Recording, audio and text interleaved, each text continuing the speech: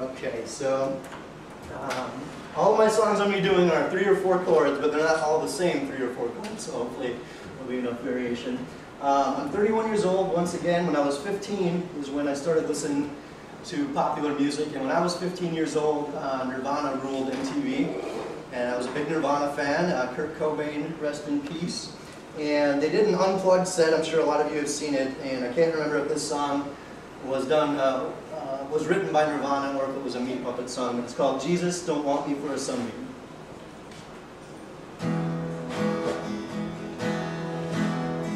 Jesus don't want me for a sunbeam,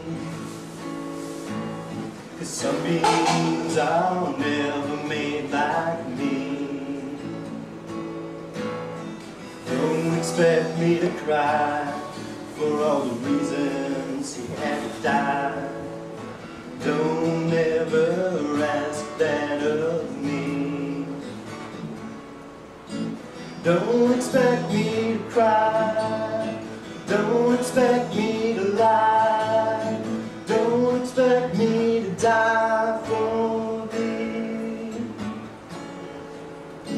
Jesus don't want me for a sunbeam. Sunbeams, they are never made like me. Don't expect me to cry for all the reasons he had to die. Don't ever ask that of me. We'll leave it there.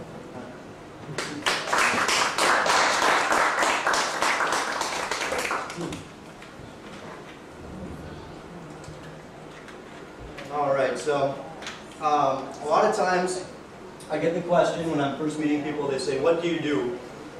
And you know, everybody kind of gets this question. What they mean is, what do you do for a living? What do you do for money? Well, I used to do some different things for money, but these days I do very little for money. I mostly do non-market work. I'm a full-time father to my son I mentioned, Dylan. I work part-time.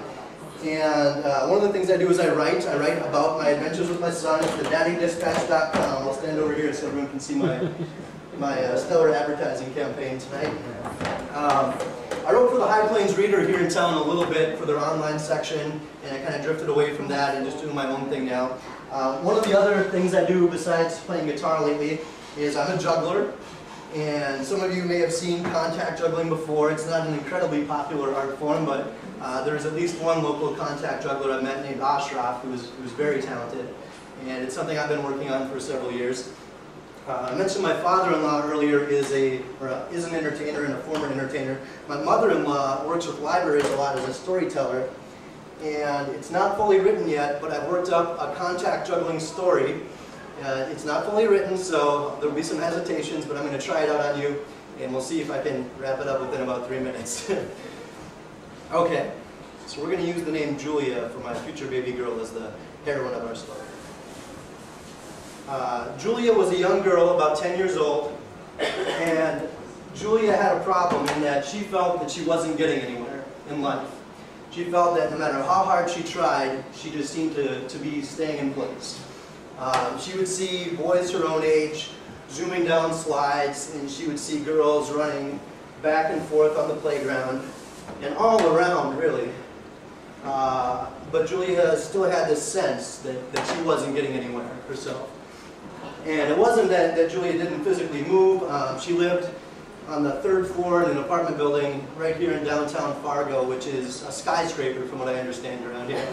And in the morning she would wake up and she would take the elevator down, and she would take the stairs, I guess occasionally. She would walk over to the bus stop.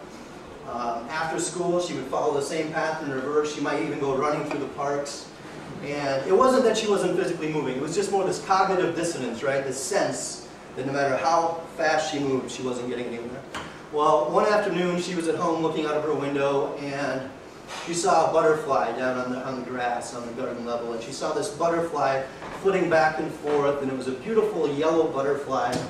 And she thought about how she's a lot like that butterfly. There was a lot of movement, yet she seemed to stay in the same place. So she thought, well, how come everyone else is is different than me? How come everyone else has a direction in life? They know what they want to be when they grow up. And as she's thinking these deep thoughts, she looks at the windowsill on the outside, and there's a caterpillar on the outside, very slowly but surely making its way across the windowsill.